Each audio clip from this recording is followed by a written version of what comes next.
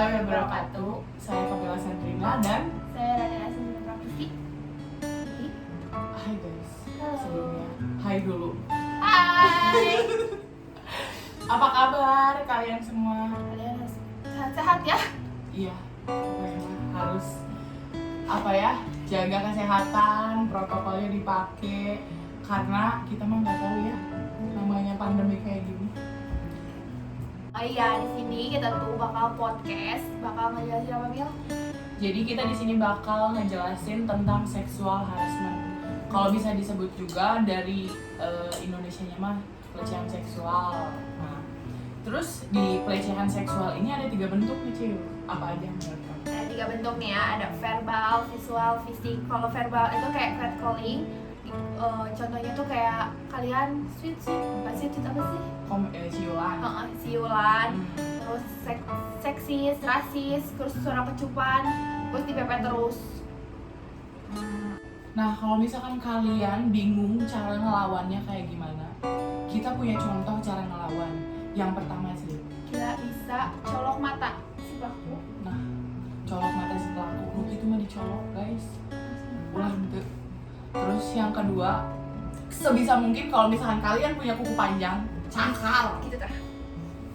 Ya, dicakar. Terus kalau misalkan emang kalian punya lebih keberanian, langsung tampar. Terus dorong kek sampai jatuh dan Gigit juga bisa. Nah, gigit itu sih. Kayaknya itu sih yang Terus yang paling ini juga ya, yang paling ampuh kalau misalkan pelecehannya dalam bentuk cewek ya, kalian ini aja guys, tendang. Terus sebisa mungkin tendang kemaluannya. Itu udah ngelemahin, bener-bener ngelemahin banget cowok. Dah. Jadi gini nih sih. Jadi sekarang tuh nggak perempuan aja gitu yang ngalamin pelecehan seksual ini. Terus emang susah banget gitu buat ngilangin pelecehan seksual ini tuh, bener-bener susah. Nah, di sini ada salah satu yang aku baca. Jadi angka pelecehan di ruang publik sekarang tuh dilihat dari gender perempuan itu mencapai 64%. Nah, kalau dari laki-laki itu 11%. Dan dari gender lain tuh sampai 69%. Jadi di sini tuh benar-benar bukan perempuan aja, terus yang paling banyak tuh dari gender manapun. Jadi ya kayak gitulah, kalian tahu sendiri kan kayak gimana gitu gender itu. Terus apalagi nih Siu? Di sini juga ada lokasi-lokasinya, ada di jalanan, jalan umum, terus di transportasi juga. Udah jelas ya. Yang kita tadi jelasin ya. Terus di sekolah juga bisa, di sekolah, di kampus. Nah tadi Asri kan bilang ada di kampus, terus ada di sekolah. Nah aku punya pengalaman lagi dan lagi pengalaman aku. Banyak ya dia. Banyak bun. Gimana tuh ya? Terus di sekolah aku, jadi SMA. Nah ada salah satu guru itu tuh guru olahraga. Nah dia tuh bener-bener gatel, parah gatelnya cu. Minta digaruk. Garukin sini sama aku. Nah, dia posisi udah punya istri, mohon maaf, udah punya istri di situ, dan dia pun si istrinya lagi ngandung anak. Bener-bener kasihan gak sih yang kayak gitu ke istrinya kan?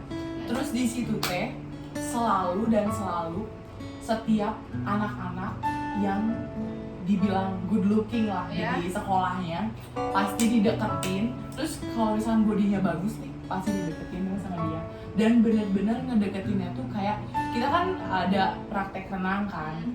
Nah di praktek renang tuh sampai mohon maaf ya dipegang-pegang. Terus sampai bener-bener ada loh yang mau dipegang dan sampai pacaran juga. Bayangin kalian, kayak bener-bener semengerikan itu gitu pelecehan seksual. Terus bisa juga nih berawal dari pelecehan seksual, nanti tuh jadi pacaran gitu. Gemes banget. Gak gemes sih. Jadi jangan maulah dilecehin kayak gitu, apalagi sebagai kita perempuan gitu. Kalian harus berani ngelawan sih. Bener-bener ngelawan sih. Terus Lisri, kalau menurut kamu pribadi ya, kalau keluar malam tuh menurut kamu bahaya nggak sih? Bahaya sih. Sebenarnya bahaya ya. Cuman di sini juga ada data tentang waktu-waktu terjadinya Pelecehan. pelecehan seksual. Ah. Kalau misalnya di sini keluar malam itu biasanya 21%, keluar sore 25%, pagi itu 17%, dan yang paling itu malah siang. Iya, paling banyak Tiga- ya. 35%. Kapanpun sih sebenarnya waktu pasti Berbahaya. Cuma jadi udah ada angka nih, angka persenan ini. Jadi bukan keluar malam aja ternyata yang berbahaya, tapi siang pun siang pun Lagi itu berbahaya. terang. Lagi terang. kayak ada aja orang yang kayak gitu tuh. Iya, terus jadi ya bener-bener kalian harus bener-bener jaga safe lah, jaga diri kalian, karena bener-bener di Indonesia tuh yang hal kayak gini tuh dihukumnya tuh masih disepelein lah intinya. Jadi banyak yang berani ngelakuin itu tuh karena itu. Terus yang tadi Asri bilang nih, yang kata Bajunya agak terbuka, uh, baju kecil banget. terus si orang yang pelakunya ini biasanya malah menghakimi, kayak suruh siapa sih mana pakai baju ketat. Emang kayak gimana ya? Heeh. Sering banget gitu si orang itu tuh selalu disalahin, padahal kan mereka nggak salah. Iya, karena kita di sini ya kita berhak untuk memilih pakai Pakaian. apapun kan. Iya. Jadi walaupun mau baju ketat, mau bajunya longgar, mau segimanapun, yang namanya pelecehan seksual pasti ada. Dan jangan pernah nyalahin baju yang dipakai itu. ngerti gak sih kalian, ngerti kan? Sebel aku tuh sama pelecehan yang kayak gitu tuh, Sri, sumpah. Ini kayak kita yang disalahin.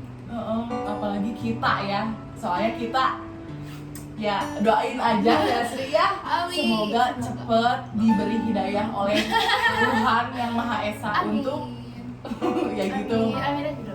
Amin aja dulu. Terus sekarang guys, jadi ada juga nih soal dampak dari pelecehan seksual ini.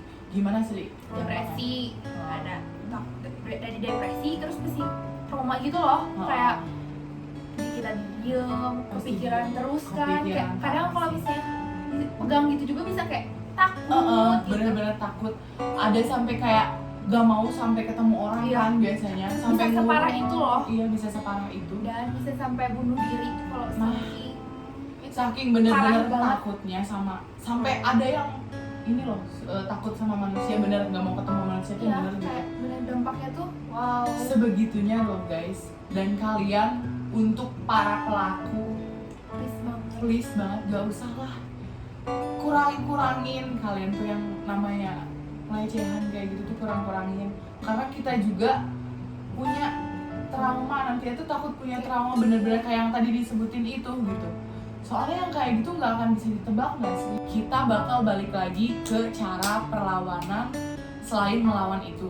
Nah, dari melawan itu kalian bisa menghubungi atau misalkan kalian ada orang terdekat di kalian bisa mungkin inilah tolongin gitu. Saya dapat pelecehan seksual atau gimana. Terus kalian juga bisa ngehubungin ke link di bit.ly/pengaduan Komnas Perempuan. Nah, kalian bisa di situ atau bisa juga dihubungi di kontak layanan 021 9039 63. Nah, jadi gitu guys. Kalian kalau misalkan mau silahkan ke situ langsung hubungi itu. Nah, jadi gitu aja guys podcast kali ini. Terus sebisa mungkin bener-bener harus jaga diri kalian.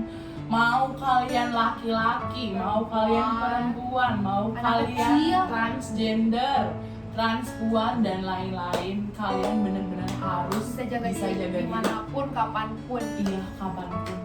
Nah, segitu aja pokoknya. Dadah, thank you guys. Assalamualaikum warahmatullahi wabarakatuh. Terus kenapa sih orang yang kena pelecehan seksual itu selalu yang disayang itu malah sama pakaian misalnya yang kayak agak terbuka pakaiannya? Nah, bener banget. Itu sering banget ya kita alamin sendiri. Padahal di sini pun teman aku nih banyak yang syar'i, Sri. Banyak, bener-bener yang banyak. ketutup gitu yang ya. Ketutup, sampai cadaran, sampai ininya lah ketutup intinya. Terus tapi tetep aja catcalling tuh pasti ada. pelecehan tuh pasti ada. Jadi menurut aku mah, apapun gimana pun bajunya, kita, pakaiannya. gimana pun pakaiannya, terus mau tertutup atau tidak, ya itu pelecehan tuh pasti bakal ada. Jadi kalian benar-benar harus benar-benar ngejaga diri itu benar-benar. Benar, harus benar iya, banget harus benar ya. banget.